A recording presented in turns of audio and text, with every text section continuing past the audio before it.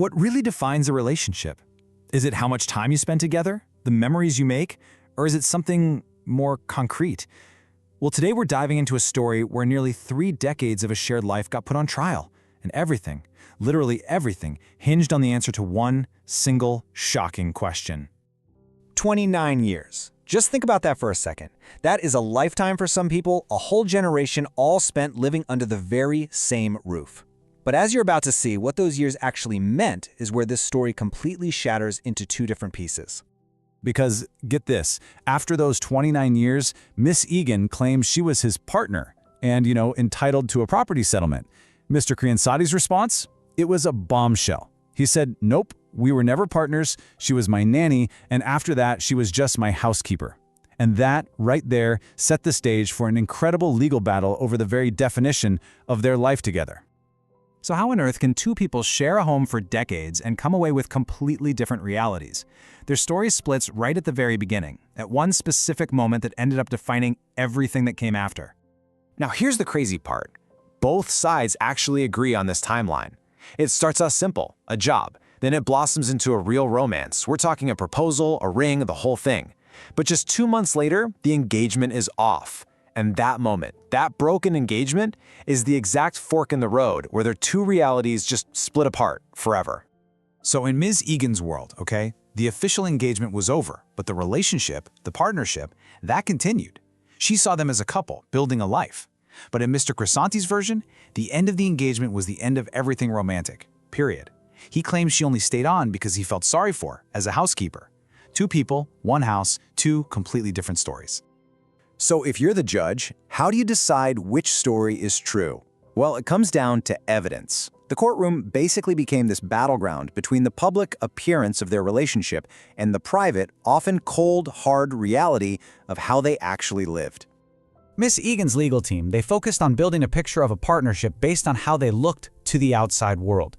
Their argument was pretty simple. If it looks like a partnership and everyone thinks it's a partnership, it probably is one. And they had some pretty compelling stuff to back it up. I mean, a funeral pamphlet listed them together as family. A newspaper article called her his wife. They were getting wedding invitations addressed to Mr. and Mrs. Friends got up and swore they had no doubt they were a couple. On the surface, this paints a really clear picture of a shared public life, right? But Mr. Crisanti's defense was basically to say that all of that was just form without any substance. He set out to prove that behind all these public appearances, the actual, real ingredients of a genuine partnership were totally and completely missing.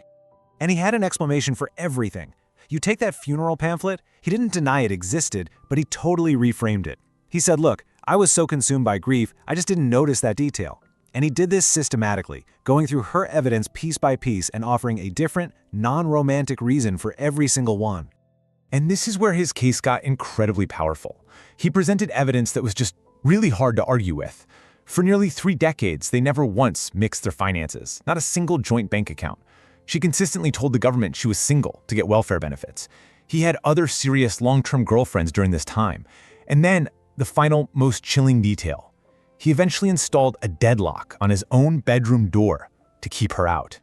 So with all this conflicting evidence, how in the world did the judge make a final call? Well, it came down to the strict legal definition of what a relationship is and which story fit the cold, hard facts, not the feelings. The court's order was blunt and it was final. Ms. Egan's application was dismissed.